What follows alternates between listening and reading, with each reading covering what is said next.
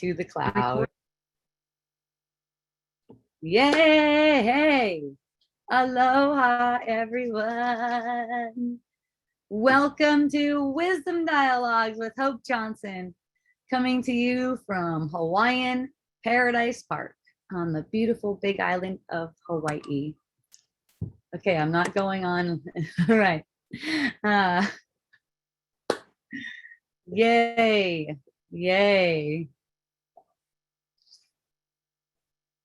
So what's been really coming up strongly to be shared with everyone today has been how we've been trained to have our focus of attention on working, getting something, getting something.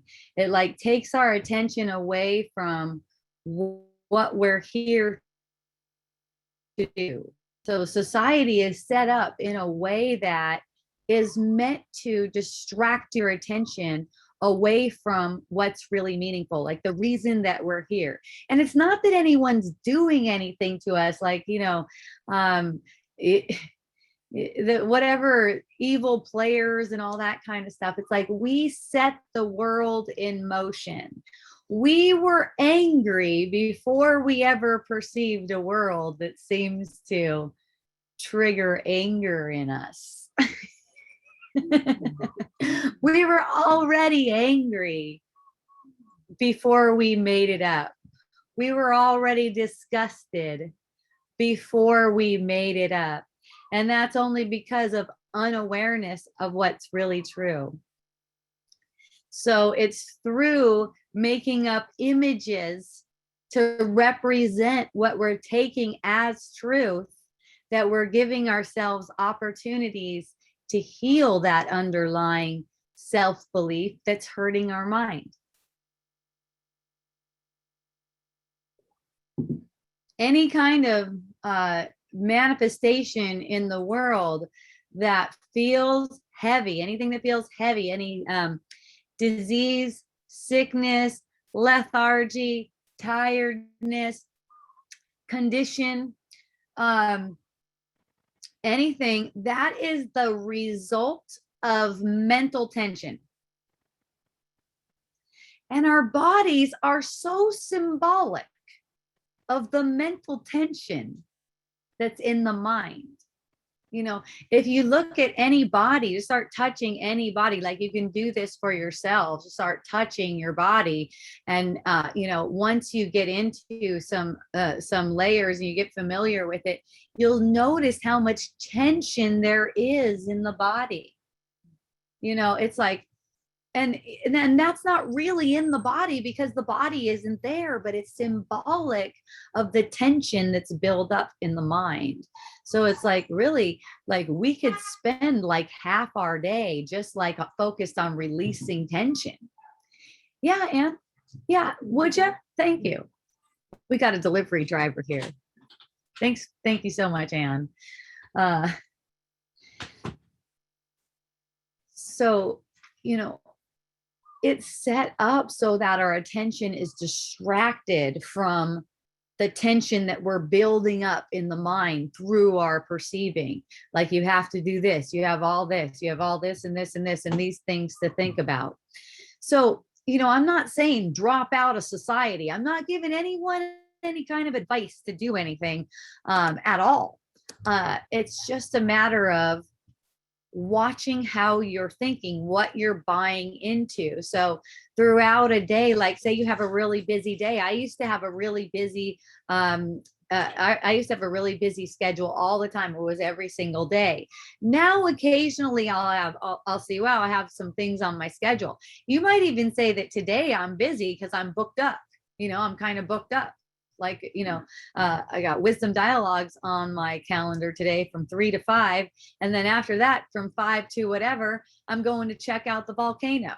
So, you can say, oh, okay, that's like half of the day right there booked up. So the rest of the day, it's like there's focus on self-care.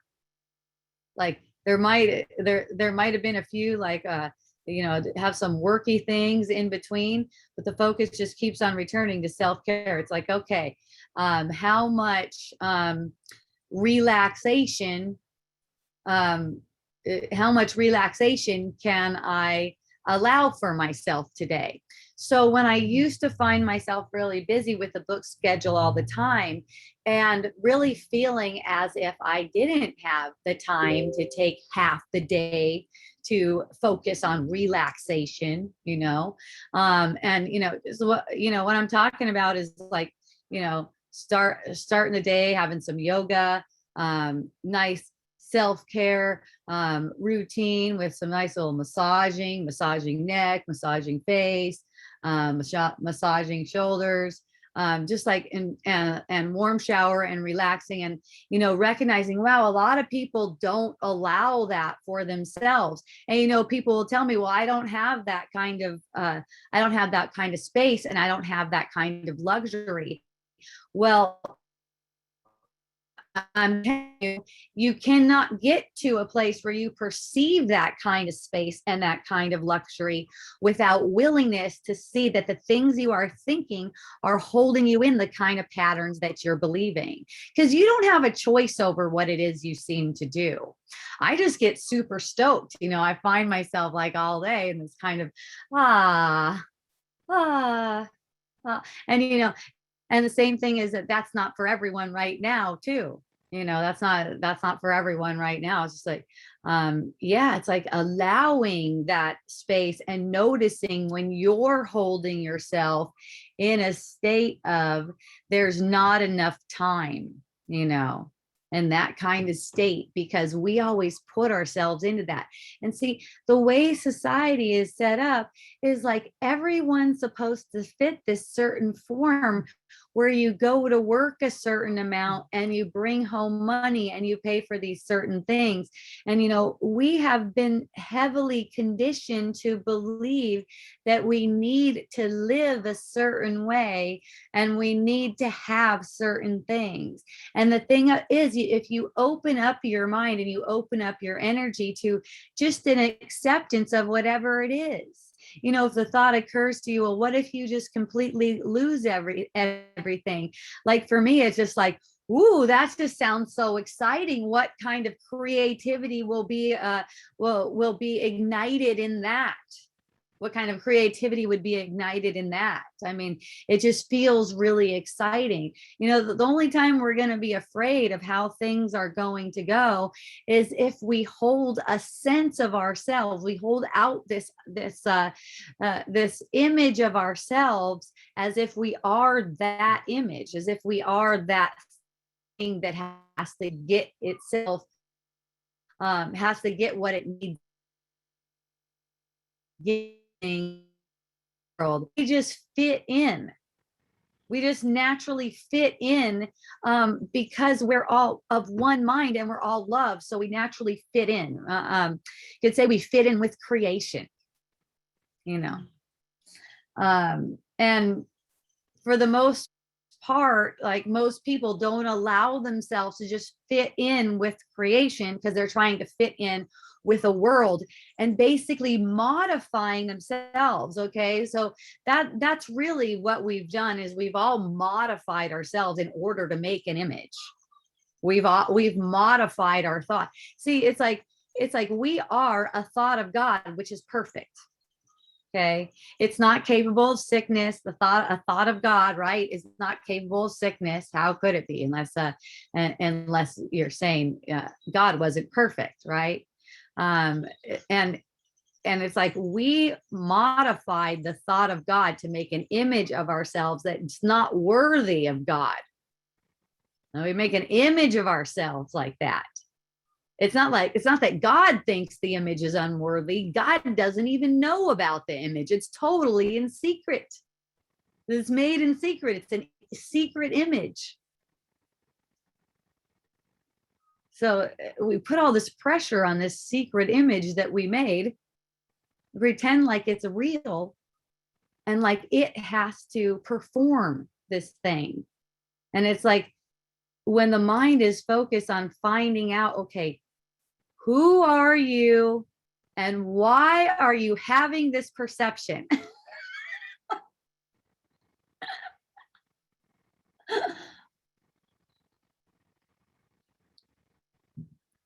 then your mind's not all caught up in the game. It's kind of like you take a step back. Who am I? And why am I having this perception? It's interesting because the perception is just passing. It's just cruising by. It's not here to stay. It's always changeful. All these bodies that pop up in your perception, some of them you call your child or your spouse or your mom or your dad or your brother or sister, friend. They're temporary. They're temporary illusions. The love you share is real.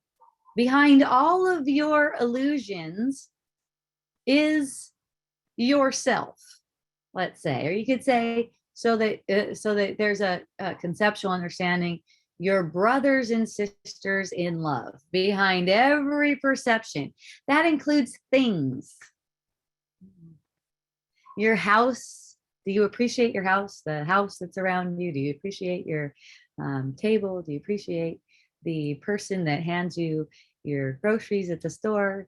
Do you appreciate the person who asked you to wear a mask at the store? That's for me. Yes, I do. Very much more than people probably know.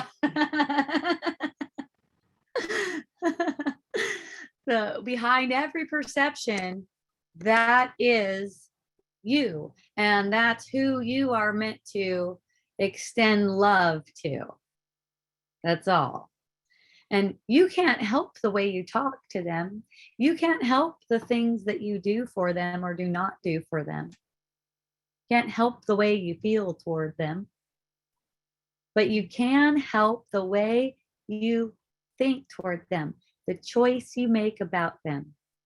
Are they really outside of yourself, or are you really just making illusions? See? Love is not an illusion. But you can say, when we're perceiving in this kind of world, we don't really know what love is. Otherwise, all of us just disappear.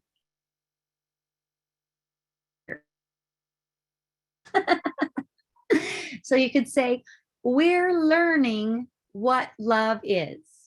Oh, my internet connection is unstable. I hope you guys can hear me. We're learning what love is through the manifestations that appear as not love, other than love. See, it's other.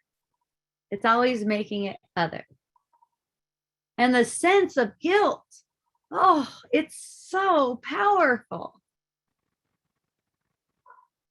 It comes up and it's like whoosh. But you know what? It's not more powerful than you, and all the power that it has, you gave it.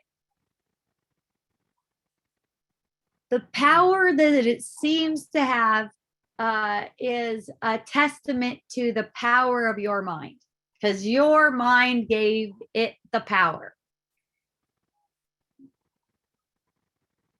Your mind gave that sense of guilt meaning. So you can, if you want, use the sense of guilt, that feeling of guilt, kind of like as a red flag. So you're looking at it and you're going, wait a second. Here's another thing about self-care. It really starts in the mind, just like everything else. It really starts in the mind. Speaking gently with yourself, holding yourself gently.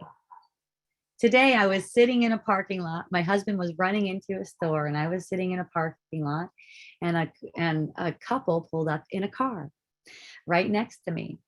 And I heard the man say, "Lord, have mercy on me. It's like so hot." He was so high. "Lord, have mercy. It's so hot." And his partner goes, God's not going to do anything for you or something like that. You think God's going to do anything for you? Like, you're a sinner. Like, the tone was like this, the tone, you know? And I was just like so grateful that I'm there just to like bear witness, and just the whole tone of the whole interaction, you know, the way it's like, mind your business. That's not for you. And just like really just the way their interaction back and forth. And then, of course I'm checking the people out, I'm checking them out, I'm checking out their facial expressions and stuff. And, it's like, I just like felt this sense of appreciation for these couplings that are going through this, this healing process together. And that's really what it is. It's a healing process to everyone, and there seem to be levels, it seems to be like, wow, when you're talking to each other like that, I mean, for myself, I cannot remember a time when I had a partner where I would talk to my partner like that, like God's not going to do anything for you, like you're bad, I never felt so much that would so much shame or such a heavy sense of guilt that I would need to project it like that. It's like, you think you're worthy of any mercy? Look, you're a sinner. And just kind of like with that kind of a thing. So people who are in relating like this, they don't realize it, but they're actually in a healing process. They're mirroring each other back and forth, and it's kind of like this game you play until you get tired of projecting guilt onto each other, and you just come into a gentleness. And this can go on for a whole lifetime or lifetimes. And in fact, I like to say we've been doing this for millions of lifetimes. It just, at some point it comes to a head and it goes, okay, we don't need that anymore. So just in observing that, and feeling so grateful to have that perception. Also, I know the people are arising in my own mind. So there's also the checking in with, you're not capable of judgment. You're not capable of any judgment. That way you can come to the sense of compassion for what everyone is going through. That's hard. That's a hard way of relating. I know that. And, you could say I'm very fortunate, although, I know better than that. Say I'm very fortunate because I have a really loving relating with my husband. And, the reason for that is because I have a very loving relationship with myself. I don't allow negative self-talk. And it's not like I'm resisting it. It's not like I'm rebellious to it or anything. It's just that when negative self-talk arises, it's kind of like, oh, like curious. Oh, what does that feel like? So then you're like happily not allowing it. It's not like you're this staunch warrior, like no negative thought is going to get through here or something like that. It's just like any thought that comes up, you're like in an embracing kind of attitude with it, so that you can learn from that. It's like you want to get the lessons out of it. You want to get the benefit out of it. You're going to go through it anyways. You don't have any choice in it. You're going to go through it. So why not reap the benefits out of it as well? And the thing is, it may seem like it's difficult on the surface of things. I know. It seems difficult right on the surface of things to go into it. It seems like you really need to go into the story. It seems like the story is where it's at. The story is going to save you right now. I know. The challenge is to turn your attention, get your focus sharp, and turn your attention to what effect you're following this story is having on your body's energy field, because that's the first effect of a perception that's going to come out of that. It's basically foretelling your future. Whatever effect that the thought that you're following is having on the body's energy field, it's kind of like foretelling your future, because it is setting up for upcoming perceptions. The perception's just unfolding out of that. It's unfolding out of a feeling which is unfolding out of the thoughts that you're taking to be meaningful, whatever you're making true for yourself. So if you lament about it and you go, I'm just not the kind of person who has the time for self-care, you know, you lament about it like that, then you are putting yourself into that corner. You know, another way of looking at it might be, I have not projected the time I need. I'm projecting this. I'm projecting that I don't have enough time. And just watch.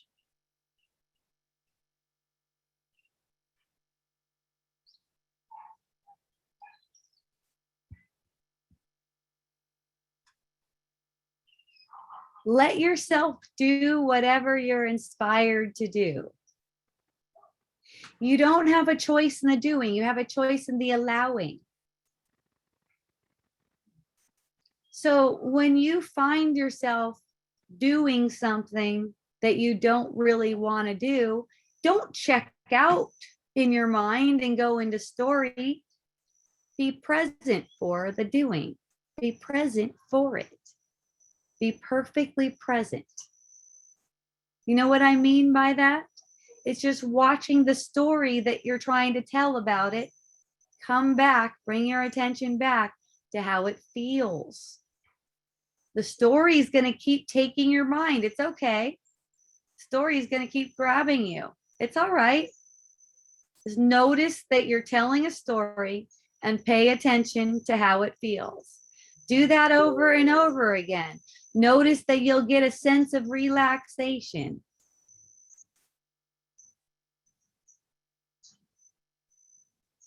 The work part, it'll take care of itself. You know, and if it doesn't need to get done, it won't get done. And at times it may seem that not enough is getting done. You're also projecting that. You're making that story. I was getting some documents for someone today, you know, in the business world, getting some documents. I was having a conversation with this business person on the phone. And it's funny, while I was having the conversation with him, I was actually naked and I was completely like oiled up in my super custom rejuvenating face and body butter, right? And I'm just having a conversation with them and I'm using gua sha on my face. I'm just kind of like, you know, stroking my face with a gua sha and talking with him and naked. And it's like, it doesn't have to be so serious. Laughing, not serious, joking, playing. It's like you don't even, you know, you don't even have to take it like you need anything, you know. You don't even have to take it like you need to get anywhere from the conversation. So he's telling me, do you know this particular data? And I'm like, no, not off the top of my head. And I said, yeah, I'll be able to get it for you in about 10 minutes. And so, you know, I just keep on going. I'm like, ah, yeah. And he said, okay, well, we could talk about something else during that time. So, you know, just like wrap that up and then go to my computer and get the thing. And it's like, you know, it's like remaining in a self-care kind of vibe. Like as much as I feel like it's necessary, like things like if they can wait, let them wait. I don't feel a rush. I don't feel a pressure to do anything. And anytime I do feel pressure, it makes me very alert. I love to feel pressure because of that.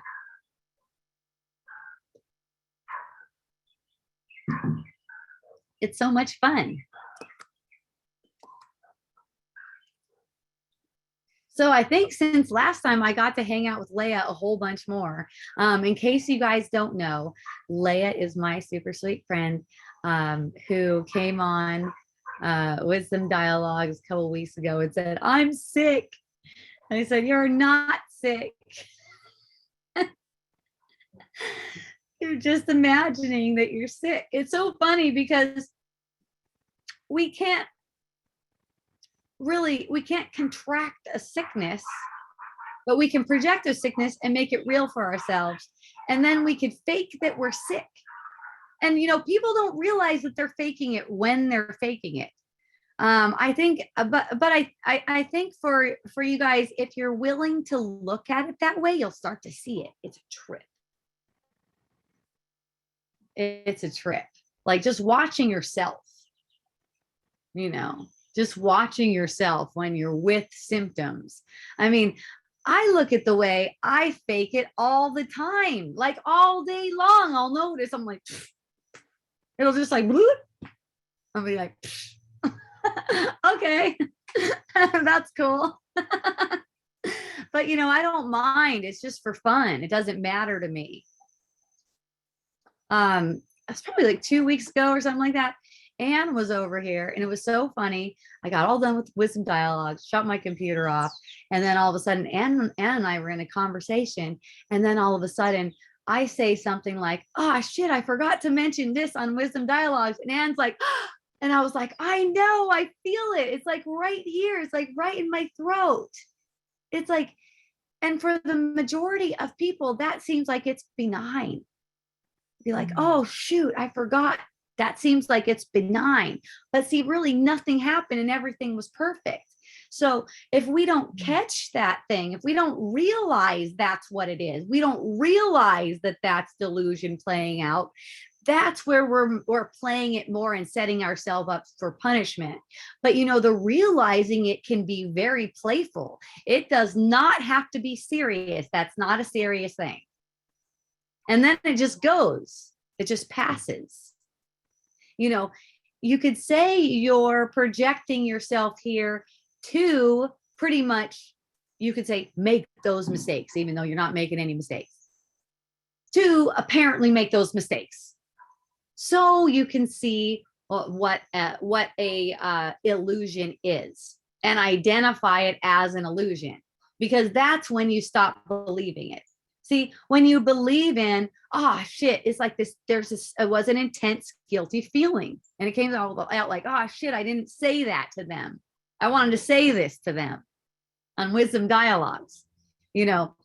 And so Anne and I were like, shit. And it was like, wow, yeah, I feel that. Okay, that's awesome, but that doesn't mean anything. God, that would suck if it did. So then like about an hour later or so, I smelled this really good food.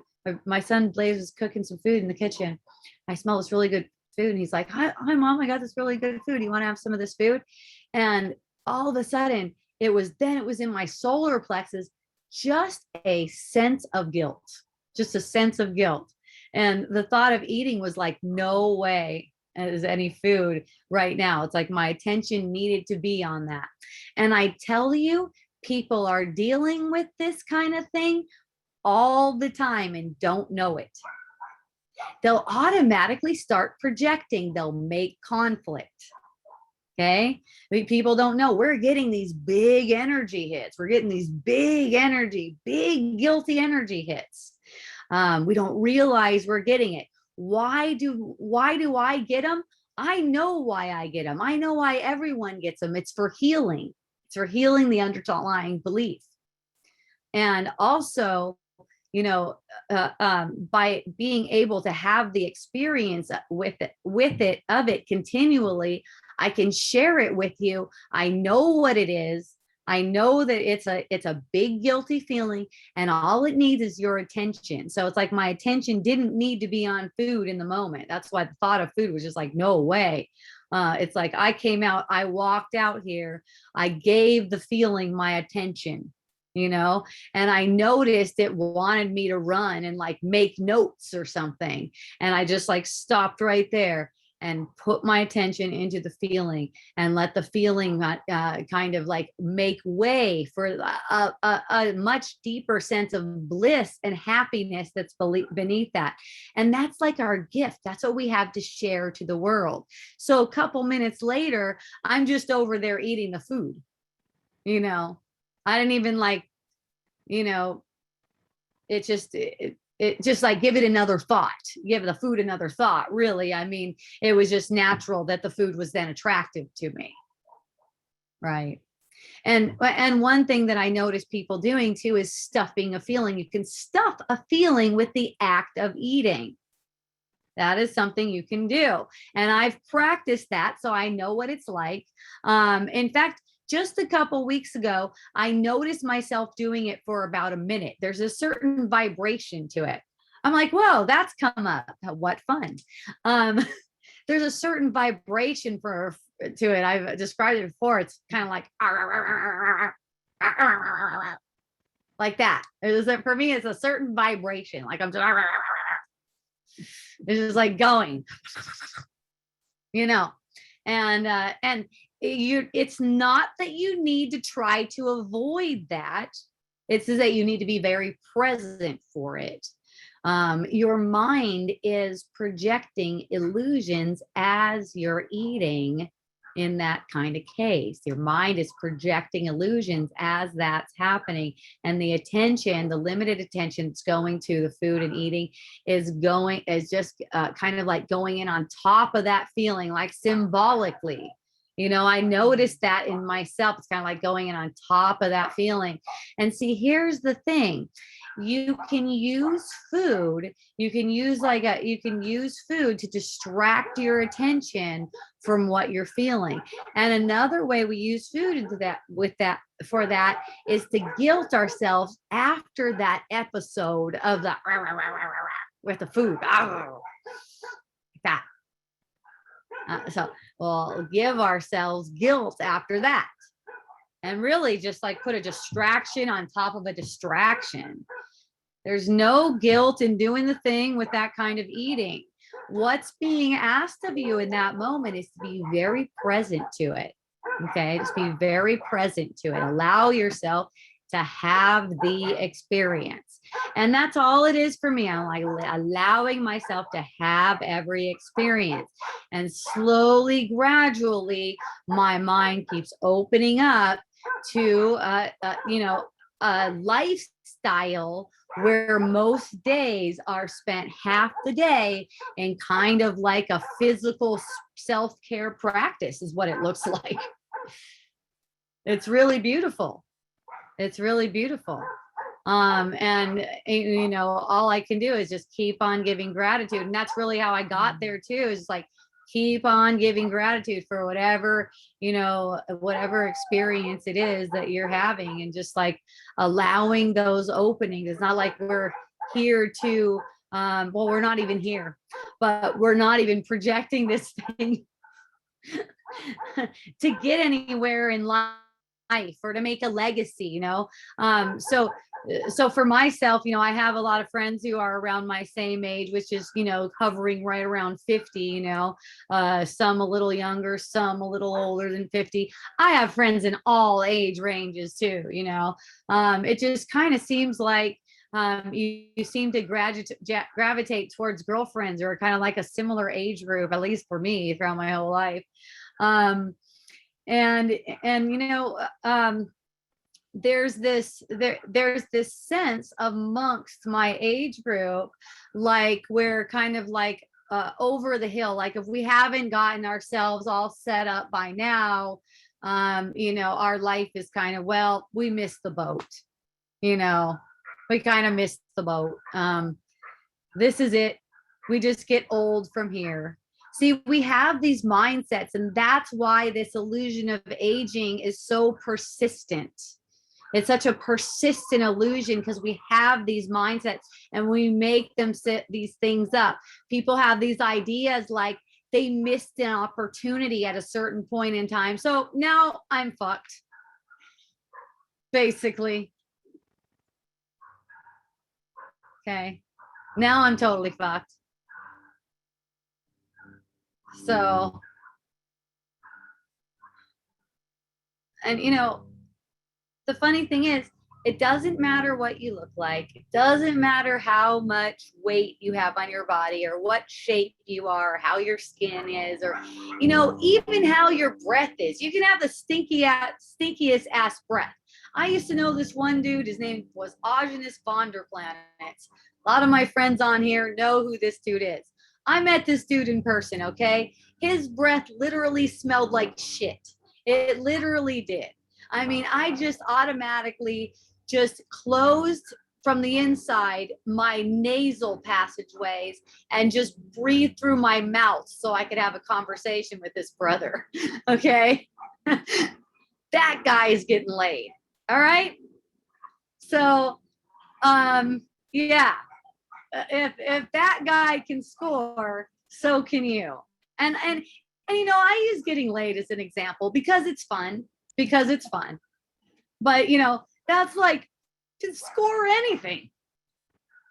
Like it's not too late for you. What do you want? You want to bone up with a 30-year-old dude? You can't.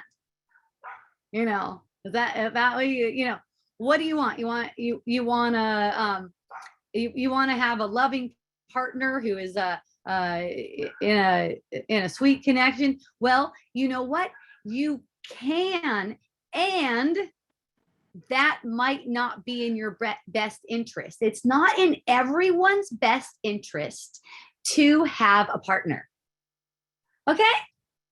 Can you dig that? Can you dig that? So the funny fucking thing about that is, if you can benefit from having a partner, being that detached from it is going to make that partner show up really fast. If that is in your best interest, and you actually don't give a shit whether a partner shows up or not, you actually do not care. You don't care. That's when that fucker shows up. So I shared with you guys before, right? I'm on the Pattern. You guys, that's an app. It's called the Pattern. If you want to hook up with me on the Pattern, at Awesome Hope Johnson. I'm just Awesome Hope Johnson on the Pattern. Okay. Anyways, Pattern comes up today. And it's for me, it's my pattern. It's so fun. And it tells me that, don't look around and envy other people's relationships. You're not meant to relate like other people do. You need to let go of trying to manifest the relationship for yourself. And this is my pattern. So I saw this back when I was under 20 years old, less than 20 years old. And I realized, hey, you know what? I may not be the kind of person that's meant to have a partner. Freaking awesome. I'll party with that. Whatever it is.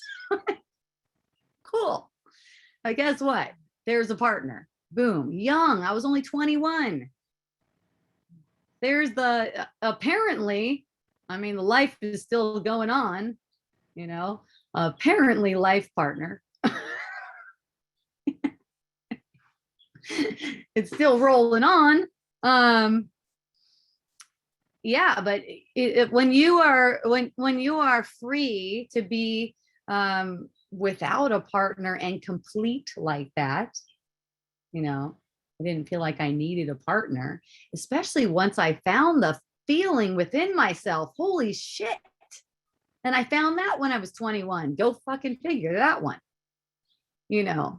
I found that like this sense, it was almost like love making.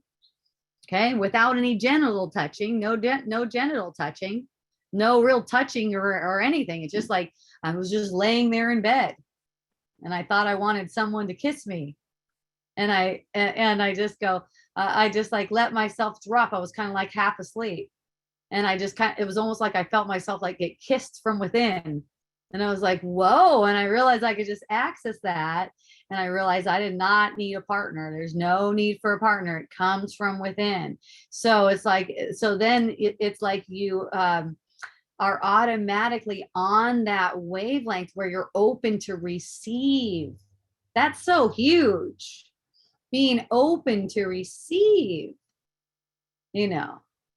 It's like letting that energy, just like letting whatever needs to come to you just arise for you. I mean, geez, when he showed up in my experience, I didn't know he was that dude.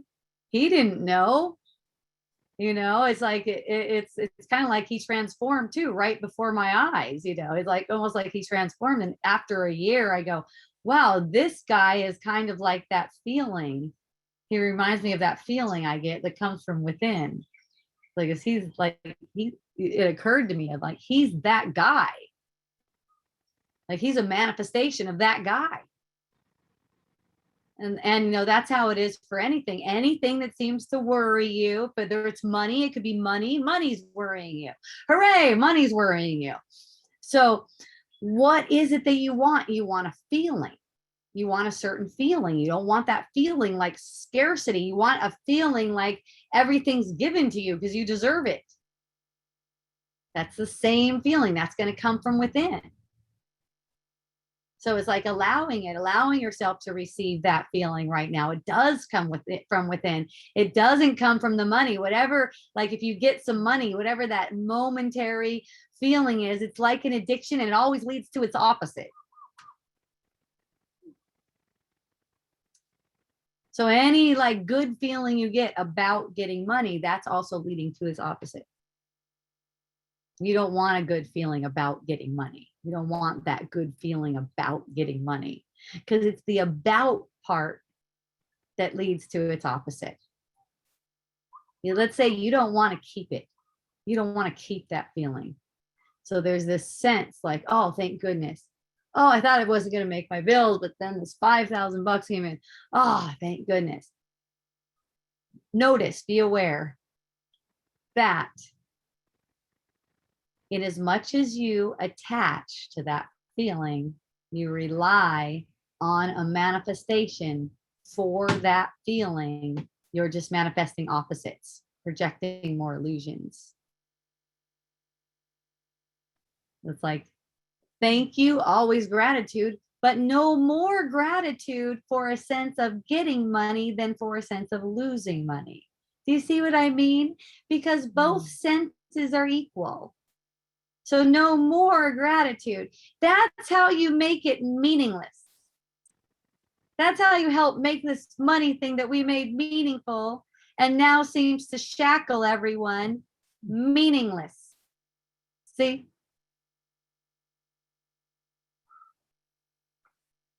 My husband told me, I think it was my husband, someone told me, do you know that the 1% now has more? It's met a certain threshold now has more than the entire middle class. And I don't know what that means in any particular terms or anything like that.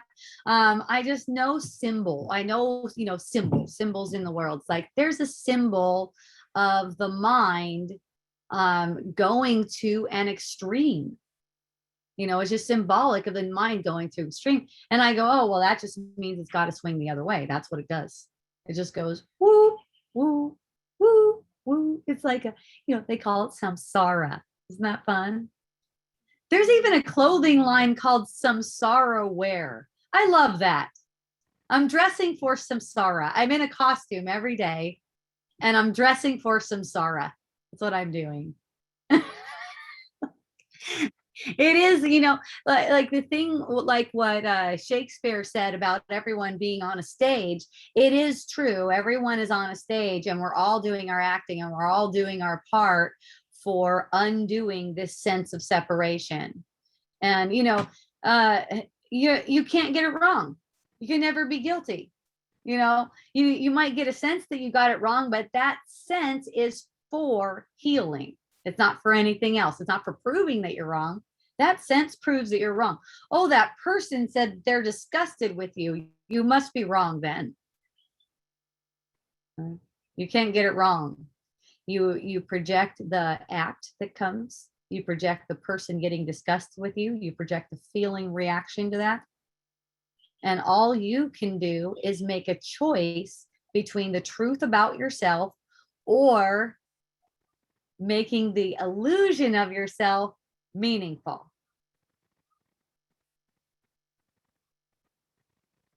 And every perception is being given to you so that you can use that and you can make a different choice.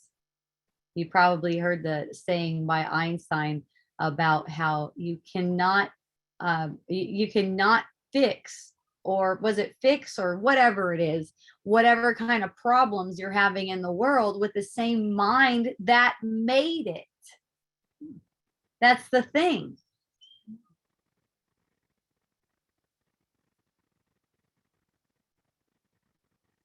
All of the perceived problems in the world, their solutions, find them when they're made meaningless in your mind.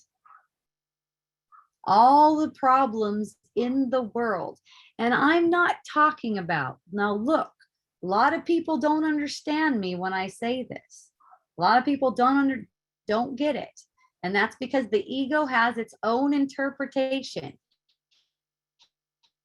You're gonna take that to your inner guide and ask what that means. Okay, it doesn't mean you should say that you should take it like that you don't have to do anything. The thing is, you're not capable of doing anything. There is a difference.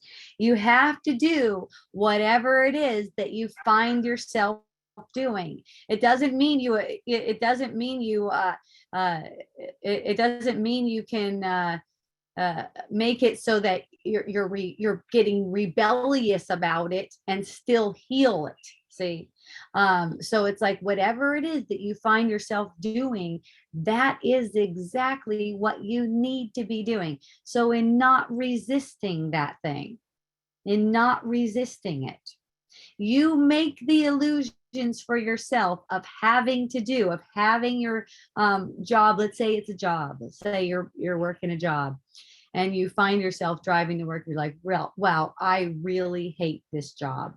Why am I driving to work? And then just watch your reactions to how you're thinking. Watch how it feels to go to work, to drive in your car, to get there, to be on the job, being embodied, watching your reactions, being open to making other moves if that's what's it being called. So it's like a saying yes within. There's a yes within. You know, maybe one day you get the sense, wow, if is it okay if I just let my boss know that I need a day off today? Is that okay? Is that okay? You know, is it okay if I just like take some time for myself today? Is that okay? Let it be okay in your mind, and you'll see the ways it's okay within your experience. Even if it's just, instead of mopping your floor that morning, you're laying down and listening to your favorite music and just totally present, paying attention. That's another thing about any kind of self-care. Here's the thing. I've heard this one about yoga, right? There's a pose, and it's called what is it called? The Worrier. It's called the Worrier, and that's where you're like this. Okay, this is the Worrier. It's called the Worrier pose, as opposed to the Warrior pose. I'm going to see if I can do a demonstration for you guys right here. Okay. This is the Warrior pose.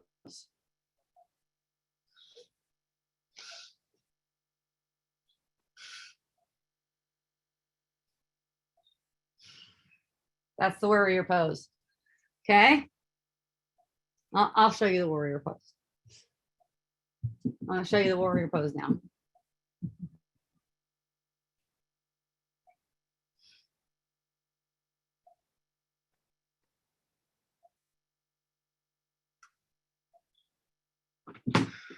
So what we tend to do when we're engaged in any kind of self-care, yoga included, is use that for attacking ourselves. And the mind will start going off. Same thing with massage, the same thing with anything. So people are thinking, oh, okay, all I need is some more self-care. No, it's not like that. It's not that kind of self-care. It's not the physical self-care. It's actually in the mind.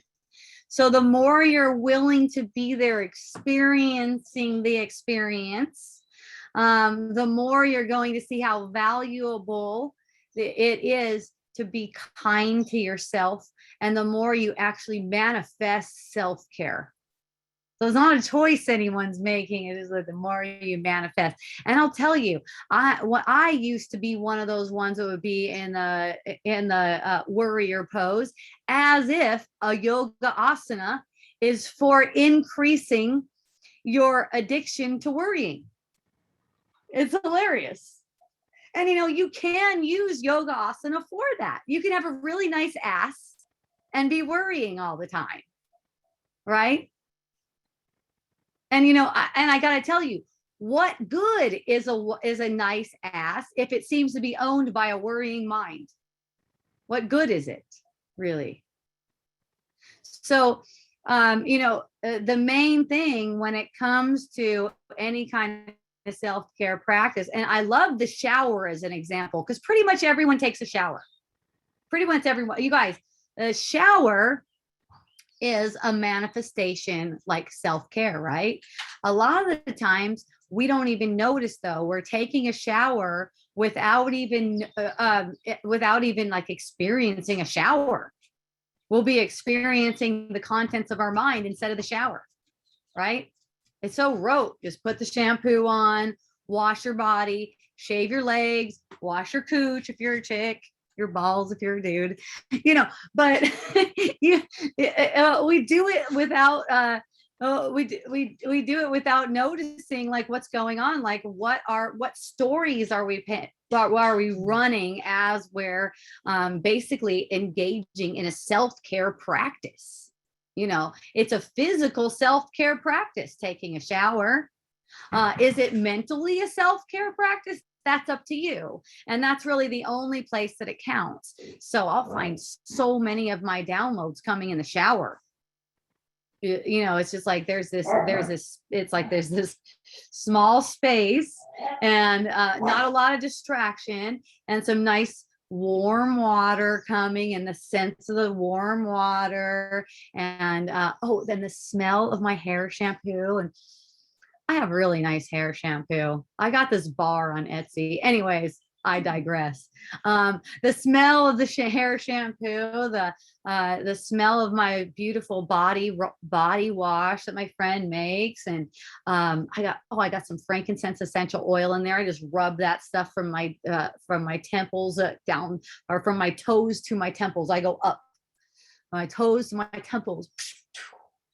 Soles to the temples too. I get all the way down there under the soles too. Yes.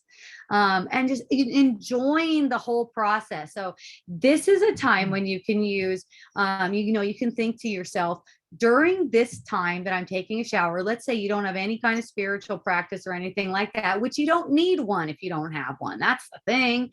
Let's say you take a shower every day, and you go, okay, during the time I take a shower, I'm going to use that for mental self-care.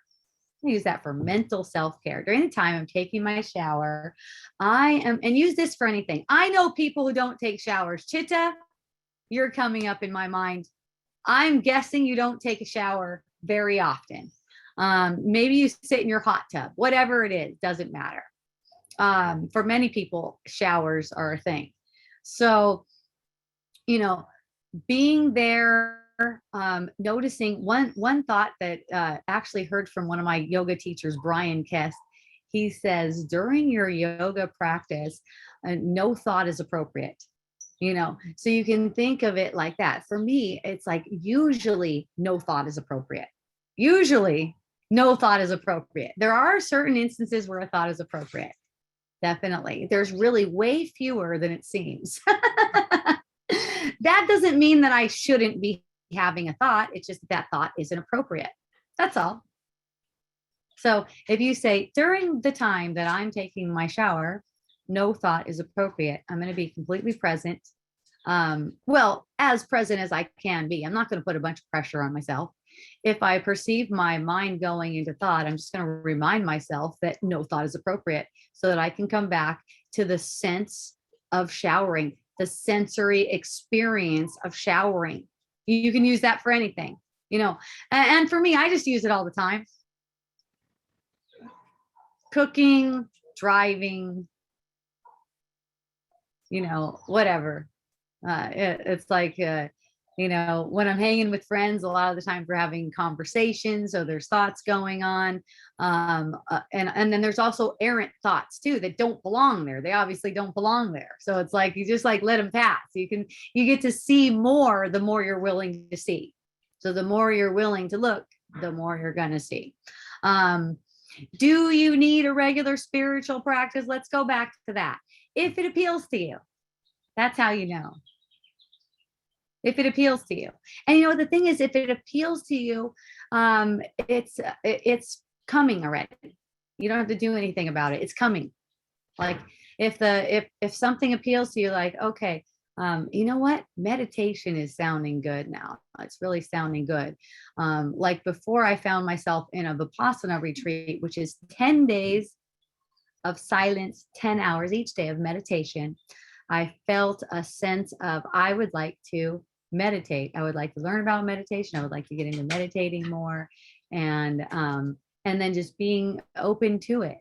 And the experiences are coming. So as soon as you seem to have a desire for something in the world, it automatically, it's already coming. You can resist it. You can resist it by making it hard to come by, or you're not good enough, you know, these stories that you play. But without the stories, it just like comes up. Okay. So it's kind of like your job is seeing through the stories. Chitta says, yeah, showers have been discontinued. It's hot tub all the time. Yeah, baby. Yeah, baby. So I don't know about you, Chitta, but maybe you want to practice that while you're in the hot tub. I don't know. You know what is the most common thing for people, why they hate that? Well, why they hate it, practicing basically being present, is boredom. Because we're entertained by our thoughts. So and see, the thing is, the thoughts that we're using to entertain us are hurting us. So that's the definition of addiction. And boredom is a sign that you're basically breaking an addiction, or you're looking toward breaking an addiction. So it's like, go through the sense of boredom too, until you're really appreciating it. You're going, wow, this is great. There's nothing like this silence. There's nothing like this. There's nothing better than this. Wow, this is wonderful. What did I think I was sacrificing by letting some thoughts go? Like there's nothing for you to sacrifice. There's no sacrifice in this. It seems like a sacrifice to the ego, because the ego is giving up this entertainment. Okay, the entertainment it gets out of thinking the world into reality. Robert Gluckson, oh, thank you for joining, my love. Oh, that reminds me that I have something here. I made notes for Wisdom Dialogues, and I think it was a couple weeks ago, and I think it had to do with your partner, if I got that right, Robert. Sometimes I mix people up. Might have to do with something your partner asked. I'm not sure. Okay. After, or someone else.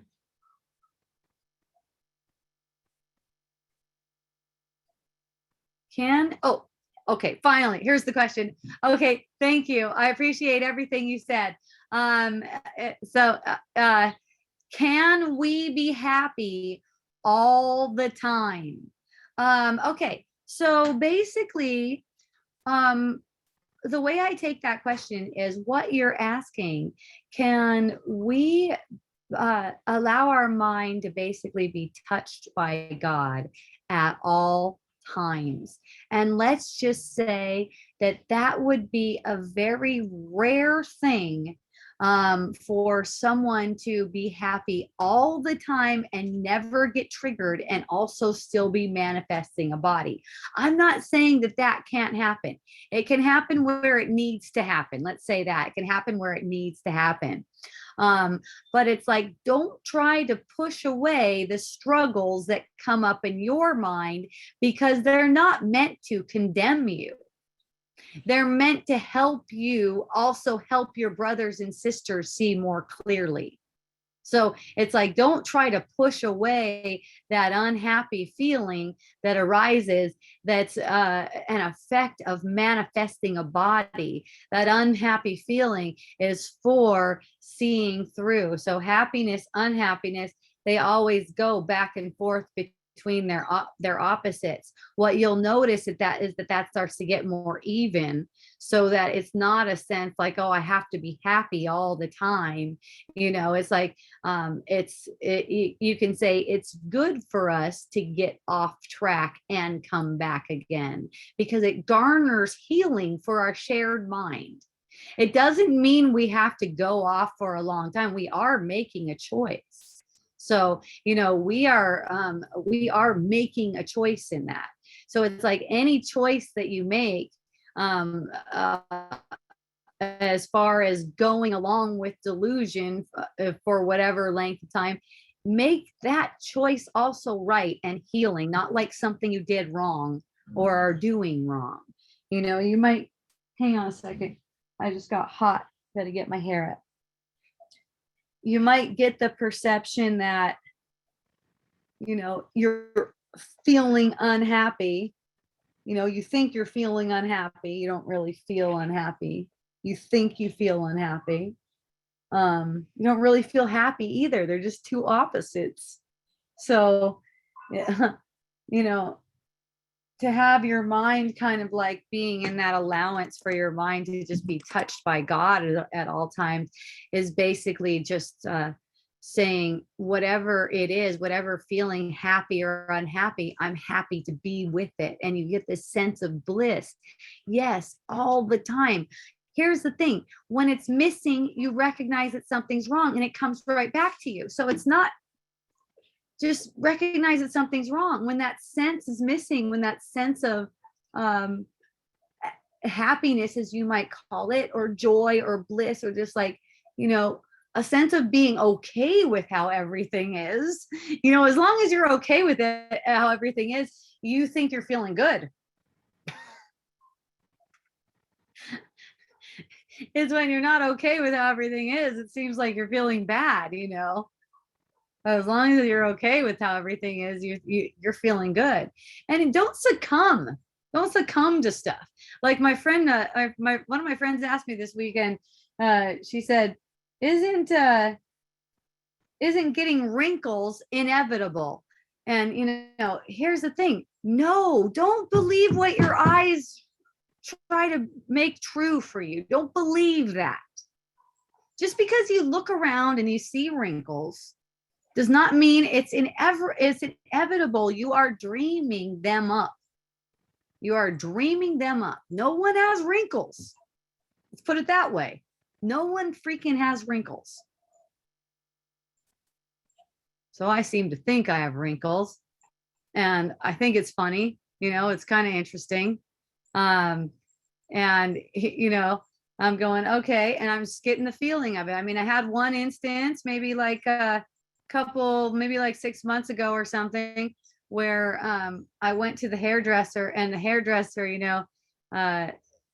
all of a sudden my mind starts comparing, because the hairdresser just has the most beautiful skin and stuff. My mind just goes to comparison. I start feeling like shit. I'm like, whoa, boy, I'm watching this thing. I'm noticing it. It's kind of like I can't help it. And it's kind of like I kind of want to go into it. I know I'm making a choice all the time. But anyways, starting to feel so bad as I'm driving home. I'm starting to feel so sorry for myself. Just like, oh, this is it. This is the end. And, I know it's bullshit.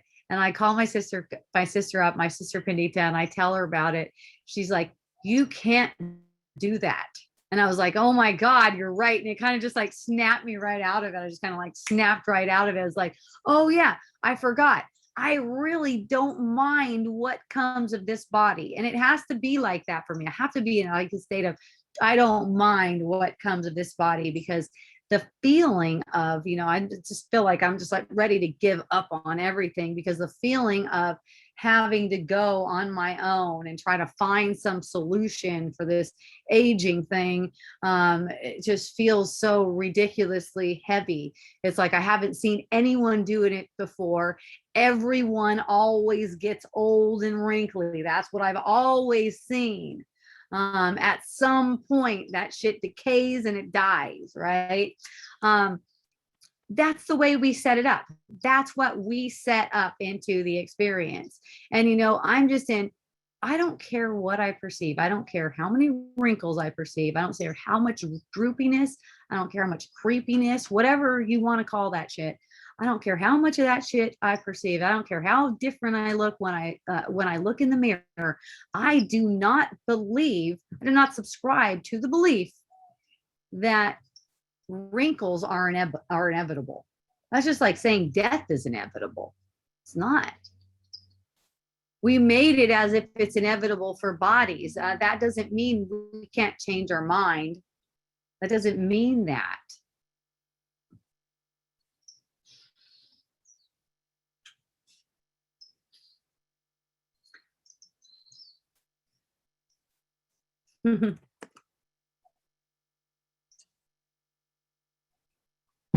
Aloha, Maria. Thank you. I appreciate you.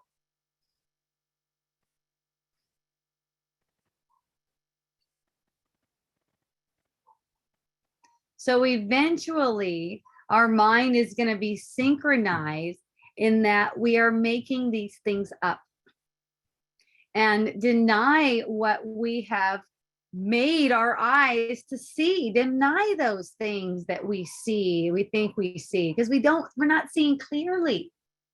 We're not really seeing clearly.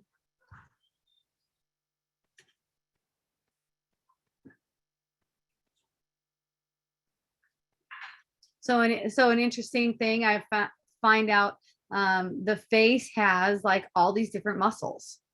And I got super interested in learning about that too, because it just seems fascinating to me. They've got all these different muscles that make it contract and stuff. And interestingly enough, we don't relax. We don't make like an effort, most people, to relax those muscles, to ever relax those muscles. It's just a tensing of the muscles with all of our facial expressions, thoughts, tensing the face, thoughts constantly tensing the face. And that is that's a symbol, a symbol. It's symbolic. It's the tension that's making an illusion that looks like wrinkles. Tension in the face is coming from the mind. And it's like, the more there's these grooves, there's these thought grooves that are circulated in the mind, the more wrinkles are forming.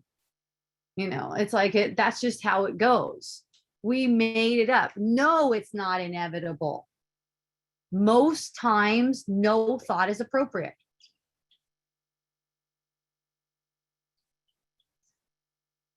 So everything that's been tensed can have an opportunity to relax. And the relaxation comes from not thinking. I mean, look, you guys can look in the mirror. I do that sometimes. Like I'll just be like sitting in the car when I'm sitting in the passenger seat. I can catch a glimpse of my face from the mirror. The rear view mirror on the side, I can catch a glimpse of my face. And one thing I like to do is just like I'll notice there's a thought, and then I'll just really quickly look at my face and see what expression I have with that thought. And you know what? It's just freaking awesome. The more awareness there is, it's like it's a trip. When we go into a thought, our expression on our face changes. You're sitting there in a car, and like my husband and I were really comfortable with each other. We'll just be sitting in the car completely silent, like not even playing any music or anything, just like sitting in the car completely silent. And I'll just notice I'll get pulled into a thought and then look in the mirror real fast. Notice, what does that thought look like on my face?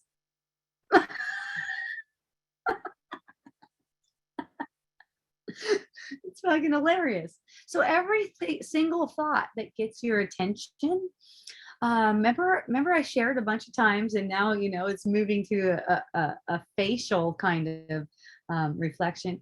But every thought has an effect in the body's energy field. I was talking about how with every thought, there's a muscular contraction. Holy shit! And with every thought, there's hormonal secretion. Is that good? And with every thought, there's also facial contraction. Around the eyes, our eyes get smaller. Our eyebrows do crazy shit. I noticed one of my eyebrows goes up more than the other one. It's all symbolic. It's all symbolic of thought patterns. Some extra shit that starts building up right around here. It's all symbolic. No, it's not inevitable. It's symbolic. It's projected by the mind.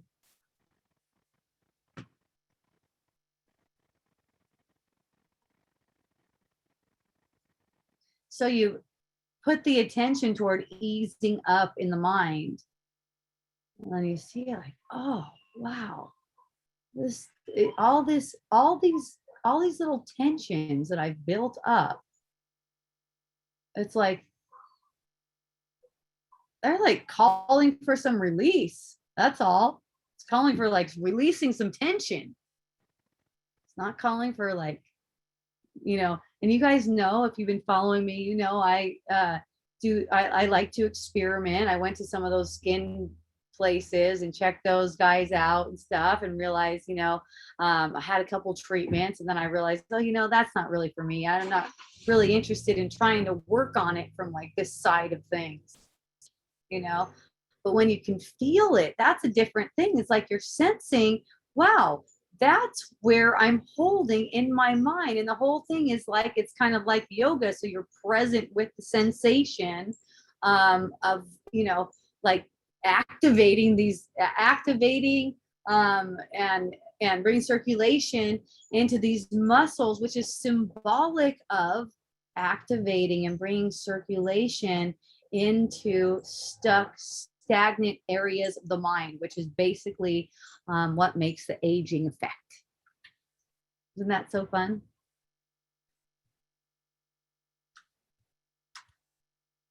So, yeah, and I noticed that the more years you have, the more number one, wisdom you have available to you, it seems, because you've gone through a lot of things. And number two, with all the experience, there's so many thoughts circulating the mind, you guys. It is so wild. It's like a jungle in there, and everyone's dealing with it. So I got the sense this week that I really hurt someone's feelings, like really bummed them out, even made them super angry, even made them disgusted with me. They were just like disgusted.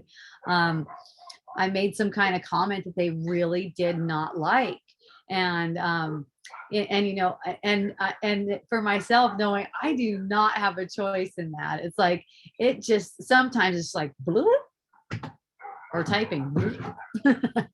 And it's like, wow. And I told my friend, I was like, man, your reaction shows me I do not want that for you. I totally do not want that for you. I take back what I said. Like if you're reacting to me, that's not what I want for you. That's the opposite of what I want for you. You're in a reacting to me. It's like, okay. In a sense, I want it. And so it's like, in a sense, I do want it because I got it, right? And I'm happy to see it. And it's like, and it's like, that's not what I would want to make real for you. Let's say that. It's not what I would want to make real for you. That's not the kind of energy I want to share with you. That's the, yeah. And at the same time, knowing that whatever I said was perfect. It was exactly what that person needed in that moment. Whatever it was, my judgment isn't meaningful at all. I know that because I'm not capable of judgment. So that's a total lost thing. So I have no interest in evaluating what I said and trying to find out if I was okay or not, if it was all right or not. Because I'm not capable of judgment. I just know it was right. I just know if it came forth, it was right.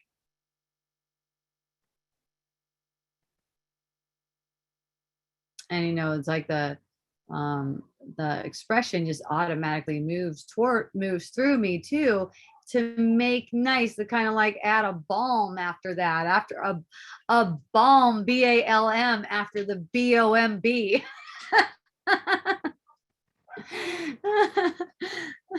This friend was saying something about how it's because I'm a woman that I'm able to get kisses all the time. Like I could just go around and I can kiss everyone, but it's not the same for a man. And I go, well, I can tell you, I've heard from many women that, you tell them that you have a healing for them and then your hand ends up in their yoni. So, that's a certain energy that's being played. It's really about energy. That's a certain energy. Whether or not it's your experience that that's the way it's going down, whether or not it's your experience, you could be saying all those women are just liars. They need to work on their inner child, which is what the person is saying. They need to work on themselves. They need to work on their inner child. I didn't do any of that stuff that all those women are saying that I'm doing, which you didn't. It's true. You didn't do it. And you're playing an energy with people. You're playing a certain energy with people. So, just there's this major like fear and anger and disgust that I would bring it up. Well, that's what's the energy that's driving this. And you're right. Like, I don't need to bring it up. I don't give a shit. I don't care. Like if you want to play that energy, go ahead. You know what cares is your inner teacher. So then your inner teacher uses this fucking image to say it to you. Okay. I actually don't give a shit. You can play the energy all day long. But your inner teacher cares about you. So then it just like pops up and uses this one. Okay. And I actually am totally stoked with all of it. I'm just stoked with all of it. And I let the person know, hey, man, that's not what I want for you. And thank you for showing that, because it's like whenever I get a perception someone's like upset or annoyed or disgusted with me or anything like that, I take it as a gift. I take it as a benefit. And just watch any trigger toward that. Just watch any trigger. And I know that it can only be used to make my mind more compassionate, as long as I'm not resisting it, justifying, explaining, anything like that, then I'm present for it. Aloha, Jessica. Thank you. Welcome. I think you're new to Hope Johnson. Thank you for coming around. I appreciate you. I just did that this evening on Facebook. Then I got blocked before I could apologize. Oh, well, that's perfect too, Jessica. There's no need to apologize. When there's a need to apologize when you find yourself apologizing. That's the only time there's ever a need. Okay. So like if someone blocks you, then there's no need to apologize. I didn't even apologize to the person. I did not apologize to the person. I just said, that's not what I want for you. Thank you for showing me that. That's not what I want for you. That's not a feeling I want for you. Shit. I'll kiss you on the lips. I'm sure your hand is not going in my yoni. Well, Well, pretty sure, how could I be 100% sure in an illusion, really? What do I know? but also I know that I know this individual, and I've known him for many, many years, and I think he's awesome, and I've been over his house, and I've never had this kind of energy with him, and I can say that I don't have this kind of energy with anyone. So it's always an energetic thing. Yes, the women, they are also getting some healing opportunities. They're getting healing opportunities too. But the thing is, they're not the ones coming up to me. The dude is. So it's not going to help you if you're a guy and you're used to not getting many kisses. I know that a lot of you guys, you would love this if you could just go around and you would see people and you would be able to kiss them on the lips. Here's the question: would you also be willing to kiss other guys on the lips without it being like a sexual implication? See, without having like a sexual implication, would you be able to do that? See, that's the thing. I don't have a discrimination on the sexes. One thing I noticed that fewer women will kiss me than men. Men are be like, I'm always open for it. I'll notice if they turn their head, I'm not like, hey, get around there and give that kiss. But, I just notice the body language, and it's never awkward for me. I just notice the body language. Like I'll go in and I'll be open for it with everyone, and I'll just notice where they're going and go along with that, whatever that is. That's like the most easeful and uplifting from my point of view. But if they're into it, those lips are kissing. That's just how it goes. And I just noticed that more guys will with me than women. Although I did encourage my friend Anne. I said, "Come on, Anne." Just last Friday at Wisdom Dialogues in person, at the end of it, I said, "Come on, Anne, kiss me on the lips." And she did, and she was really happy. Huh, Anne? She was. She even sent me a text later. I got your text, by the way. Thank you. She loved it. I think this is not a new thing for her, and I think she's going to see maybe some more too. We'll see. It is really nice. I don't know what it is about it, you guys. I'm sure it's symbolic of something. To me, it feels like it feels very trusting. It really, really does. It feels like a trusting, brotherly and sisterly way of being. And I'm sure it doesn't resonate for everyone. It's not like everyone's like, oh yeah, I want to be kissing everyone. But yeah, for me, and I will say, guys, if you think that you can't because you're a guy, I got some guys for you to observe. Okay, I got some dudes for you to observe, because these guys, they could be big, they could be hairy, it doesn't matter. It's energy. And the dude who was saying that he can't because he's a dude, he's a little tiny fucking dude. Like most women would probably think I could beat his ass. They'd probably think to themselves, he's no danger, I could beat his ass. Right?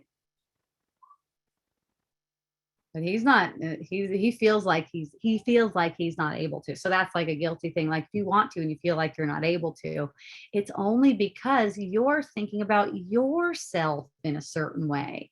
Also, another thing, here's this for you guys who are sexual healers.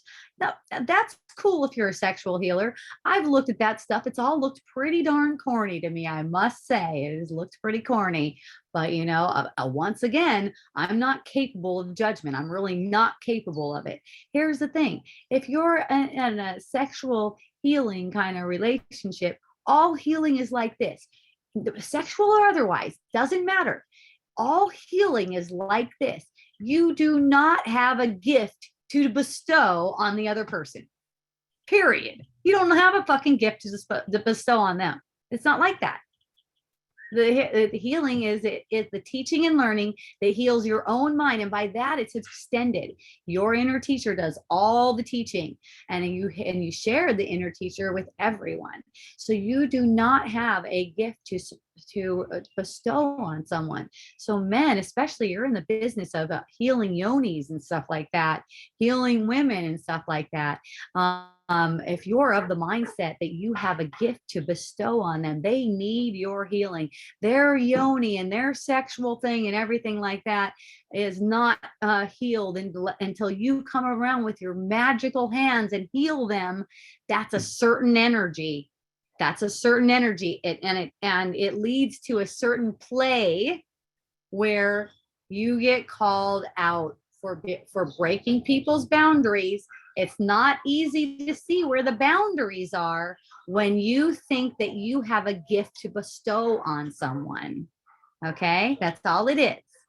So when you go in gratitude, oh my goodness, if a woman is, or a man or whatever, if a person is allowing you to play out your healing modality on them, they are worthy of so much gratitude for letting you play that out.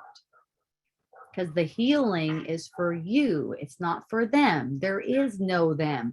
You're seeing them unhealed is an illusion in the first place, even if they're saying they're unhealed. It's your job to show them that they're healed.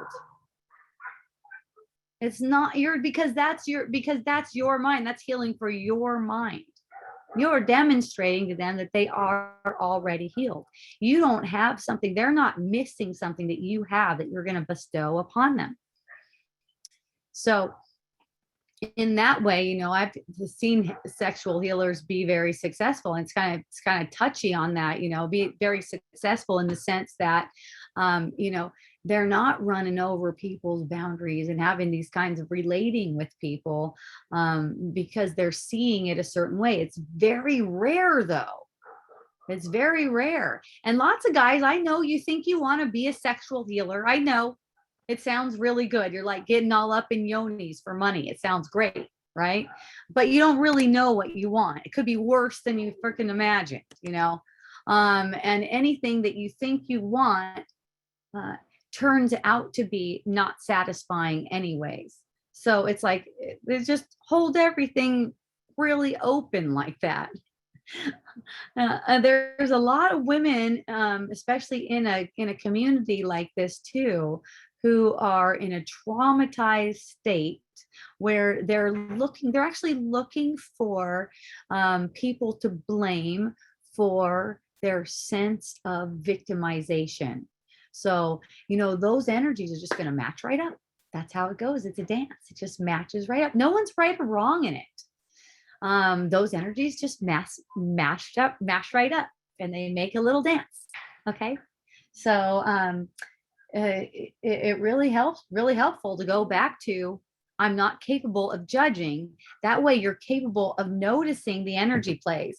And, it's just like, when you're witnessing the energy plays that are going on between people, that's healing. That's enough. It's like just having that awareness, like that couple that came, it's like, I felt a healing through that. Just like having having that perception and like that sense of appreciation for them for going through that healing process, as intense as it must be, to be talking to each other in that way. And that's a way that, I can't really, I don't even have a relationship to compare that to, because I've never been able to talk to anyone so mean, like they're like, you're not worth it. God's not going to do anything for you. You're this, and who knows? That could be that early Christian missionary training or something like that. It's just like not able to go to that even as a younger child, to, just as a regular conversation, like conversational energy, and not triggered or anything, just kind of like, oh yeah, right, like you deserve any mercy from God. It just feels mean. It just feels really mean. And in witnessing in being able to witness that, something like that, and to have the compassion just flow, that's what starts to open everything up. And so it's not trying to like make one wrong. It's not like one is wrong and then another one's wrong. Here's the dance here. And here's what I can offer you. I can show you, I can tell you, I could tell you what it looks like to me. Basically, I could tell you the energy play, what it looks like to me. I could tell you that. And sometimes people don't want to hear that, and I respect that. It's like, okay, thank you for letting me know. My friend said, you know what? I just want to go with, I don't get the kisses because I'm a guy. Okay. Basically, that's what he said to me. Like, that is what it is to me. And I'm like, okay. And it's kind of like, you can have it your way. I'm totally good with that. That's totally good with me. I don't need to change your mind. Uh, there will be a time when you'll go, holy shit, I've been making this up this whole time. Where is that crazy ass broad Hope Johnson? I don't know. No, you'll probably find someone else, but whatever, me or someone. It's inevitable. That's what's inevitable, that you're going to see it, that you are going to see it. I missed the beginning. Are you becoming a sex guru? Am I becoming a sex guru? Oh my gosh, Anastasia, what gives you that idea? Uh, you know what is funny? That it's funny that you should ask something like that too. It's totally synchronistic.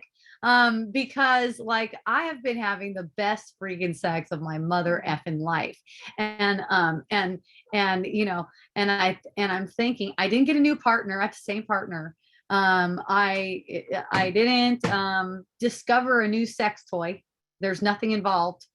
There's nothing involved. Um, it's not that I have privacy. I don't have any fucking privacy, you guys. I didn't know. When I moved into this house, I was pretty sure that we were going to have no sex because there's no privacy. But there just seems to be these openings where sex happens, and it just keeps on going off the chart. It just keeps on going off the chart.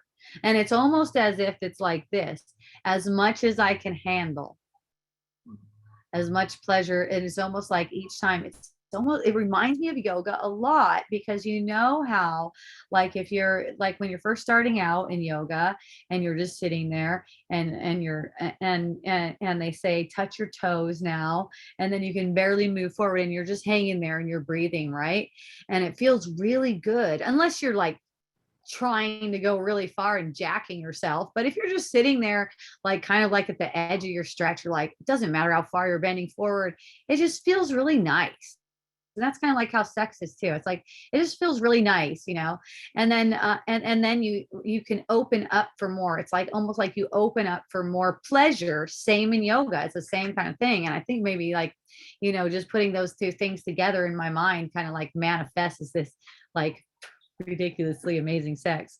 But then you're sitting there breathing, you're getting good feelings, and then all of a sudden you realize, oh, you can go a little bit deeper, and you're relaxing a little bit deeper, and now the good feeling is there. You're forward a little bit more from where you already were. You're a little bit more forward, your hamstrings are stretching more, and you're a little bit deeper, but it's not too much to where you can't handle it.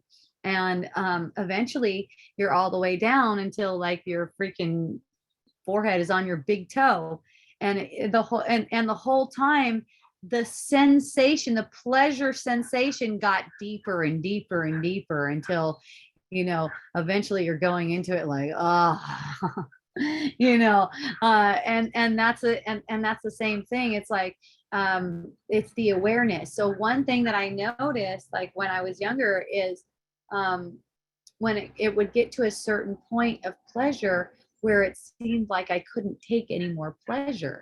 And then it would start to get kind of like an uncomfortable feeling, like I couldn't take any more pressure, or I couldn't take any more pleasure, and it started to feel like something else. So over the years, I just like noticed, like, why can't I take any more pleasure? Like, why did it start feeling like that? Why can't I take any more? And so just kind of like directing my mind into the sensation, and also being aware of my breath kind of allows me. And now I kind of got the knack for it. I break through those, almost like a cap on how much pleasure you're capable of experiencing. So it's I kind of like I allow myself to break through that, because I'm not getting caught up in that sense of irritation. And to draw the correlation to a yoga practice, like you're just in a forward fold, right?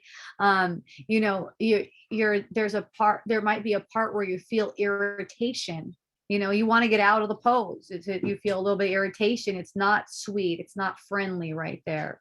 And you just stay right there, or back off a little bit if it's too intense. Just back off a little bit and stay right there and focus your attention on the sensation, and look for the sweetness, look for where it feels good.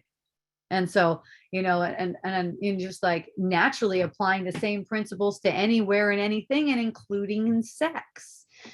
So then it just starts to it starts to just like expand. It starts to kind of like explode into different things. And then there's also these roles. There's these societal roles in sex. It's really interesting. And what I've discovered, like I'm no freaking sex expert. I haven't gone and studied this stuff. I've never studied like sexual tantra, yes, but not the sexual part of it. Maybe a little bit dabbled in, have a little bit knowledge of like semen retention for men and stuff like that. But when it comes to these roles, just like in my own experience, when I was a youngster, like a teenager, I got a book called How to Make Love to a Man, because I was societally and familiar, and from the family too, conditioned to think that that's how you get a boyfriend, keep a man, you please them in bed. So that was my thing. I was like, well, I'll just get the best of that. I'll just get the best at that. I'll be freaking awesome at that. And it was awesome. It was fun. I would have little boyfriends, like I would be in high school and stuff. And I'd be like, hey, you guys want to go have sex, And not you guys. Usually it was just one guy, It wasn't until I was 18 that I tried two at one time. That wasn't great. I don't recommend it. But hey, the guy would be telling me, hey, my parents are gone for the weekend. Oh, cool. Let's go spend the whole weekend. We'll just spend the whole weekend having all kinds of sex, and like I was like, and I loved it. The dude would be like, oh my God, I love you so much. Thank you so much. It's like, I can't believe you gave me that gift. That was so awesome. And I think it was just perfect. It was just perfect for them. And what I noticed that was also, perfect for then. And then over time, it got to the point where, wow, you know what? I'm not really feeling like this role is serving me of this pleasing a man kind of role. And so, I just kind of like shared that with my husband. I said, I don't want to be in that kind of role. It doesn't feel natural to me. And I just don't feel like doing that. And like we had that conversation, and he realized that it's not that I find him unattractive at all. That is not what it is. I'm totally attracted. And probably anytime he wants to have sexual relations, I'm totally into it too. And so things in that way shifted too. And it seems like a more natural role. And I don't know, because I don't know everyone, but it seems to me, just from my own experience, that's what I'm sharing here.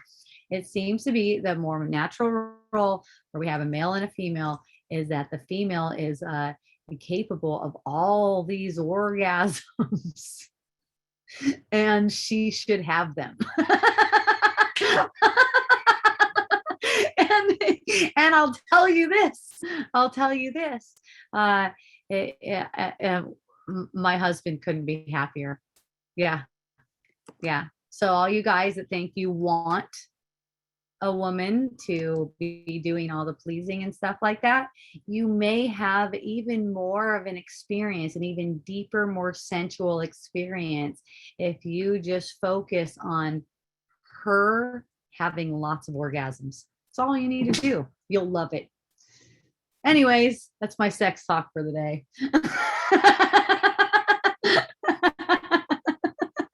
Unless you guys have questions. I'm always ready to take your questions if you have questions. Sex talk with Hope. I've also heard about semen retention. We're not practicing that. I don't know shit about it. Okay. I don't think it's really necessary, but some people like it. So right on.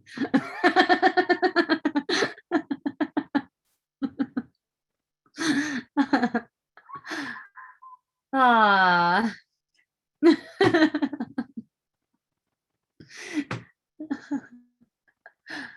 Oh, yes, you guys.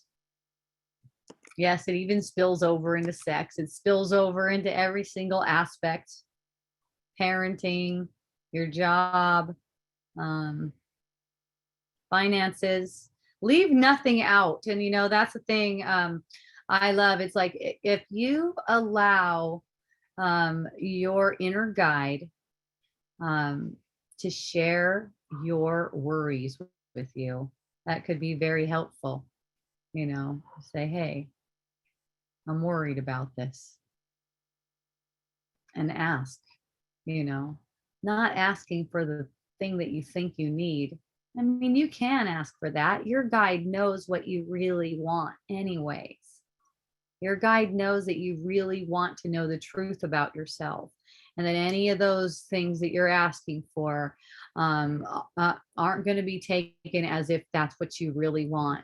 But because you do want those things more than you want the truth, or at least you think you want those things more than you want the truth, then you'll be manifesting more of that, let's say, more illusion. So you're playing with that kind of thing. That doesn't mean you're necessarily going to be manifesting more money, which is the ego goes, oh, more of something. How do I get more money? That's not how it goes. It's like you manifest more illusions of scarcity if you're chasing money. Okay. So someone was asking me last week about money, and it's like, man, don't make that thing meaningful. Just don't make it meaningful. It's not really meaningful. If can, can. If no can, no can. If it's there, it's there. If not, it's not. If it goes on, it goes on. If it changes to something else, great. Oh, I'm happy you're here too, Yulia. Thank you so much. I appreciate you, Cynthia. Oh.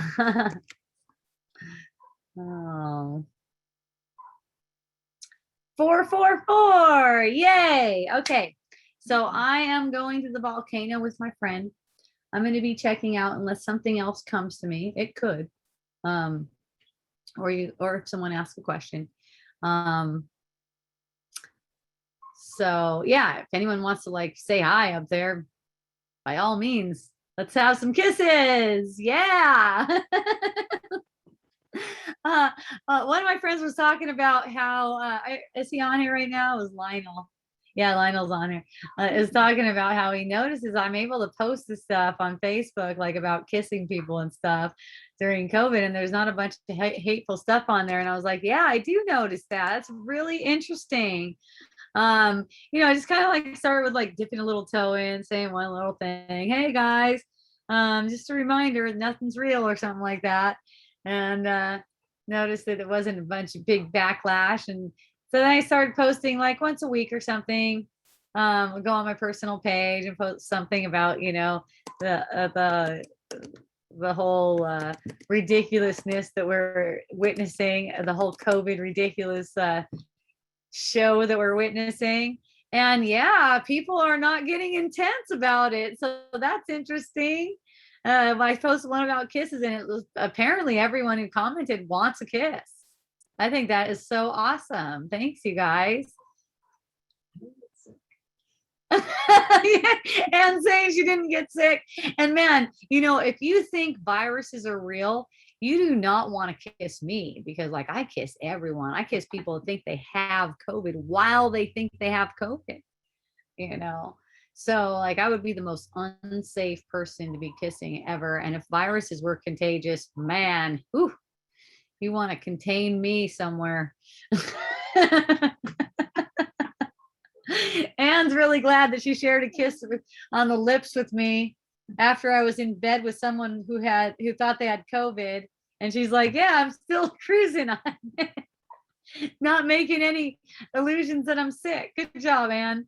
You got it. You got it. COVID kissing booth. That's right. We talked about it. We talked about that on the last Wisdom Dialogues in person, a COVID kissing booth. And that's basically, I'm down if you guys want to set it up, like put a tent up and stuff like that. Like right next to the COVID testing booth. You know, they have a COVID testing booth. Just pop up a COVID kissing booth right next to it. And we were thinking of some kind of incentive to get people who just found out they got COVID to get or just got found out that they are being testing positive for. No one gets COVID. That's silly. But we want to encourage the people who got a test and it was a positive COVID test to come over for their kiss. So we're open to any kind of incentives that we could give them. I was thinking, I'm not really interested in doing any tongue kissing for real. I like to joke around with that, but I'm not actually interested in doing any tongue kissing. But, maybe someone would be willing to, people with a COVID test that says positive, they get the tongue. Maybe that'll encourage them.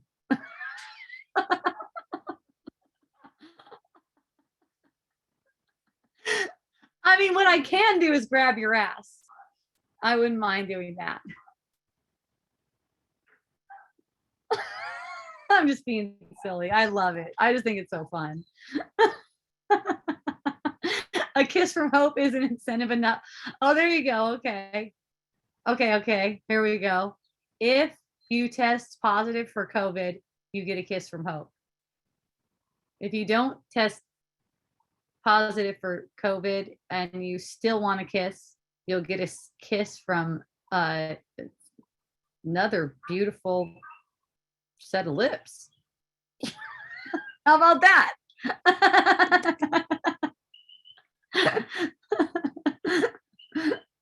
If you you got to try to make it something special that they get a kiss from hope. They might not know who I am. But yeah, but as far as the kissing booth, yeah, I was kidding about the tongue thing, but yeah, I'd love to show up at a kissing booth if you guys want to put a kissing booth together, especially right there next to a COVID kissing or COVID testing booth. We can make it a COVID kissing booth, even COVID kissing booth. See how long it takes to get shut down. I bet you we last like 40 minutes, and it would be awesome. So anyways, and you guys, I have another announcement to make. There's another announcement. I am going to be speaking at Sovereign Sundays. Sovereign Sundays is a thing that's happening at Hawaiian Sanctuary now at 9:00 on Sundays. Sovereign Sundays. Is that what I said? Yeah. So I am scheduled to speak there for their first one this coming Sunday. I don't know what I'm going to talk about. I don't know if they want me to talk about anything in particular. I guess I'll find out. So yeah, there's that. There's the kissing booth and Sovereign Sundays at Hawaiian Sanctuary. Also, I have a plan to go to the Trading Post coming up on Saturday. The Trading Post is close to Cinderland, the next driveway if you're heading toward Wawa. So I have a plan to be there. In fact, I have a plan to go there with my friend Cher. So that one is from 3 to, I believe, 6. Correct me if I'm wrong, Chitta. You'll also see Chitta there. So that's awesome. I'm often making reference to Chitta. So you also see him there if you go. That's my plan for next Saturday. My plan for next Sunday, Hawaiian Sanctuary. I'll also be at Hawaiian Sanctuary from 3 to 5 on Friday for Wisdom Dialogues in person. I'd love to see you there. If anyone's looking for one-on-one, I love that too. Thank you to those of you who have had one-on-ones with me. It's been so amazing. I really appreciate you. I'm just amazed at the openness of the people who are coming to me. I'm so grateful. Thank you so much. You know where to reach out to me. I'm good with all the different communication ways. hopejohnson@me.com is my email. You can find all my recordings at johnson.org. On the Wisdom Dialogues tab, I have a book called Unschooling for Parents. You could also find out about it there. And I love you so, so much. Thank you for joining me. Have a beautiful, beautiful, whatever you're having, okay? Mahalo, aloha, and a hui ho.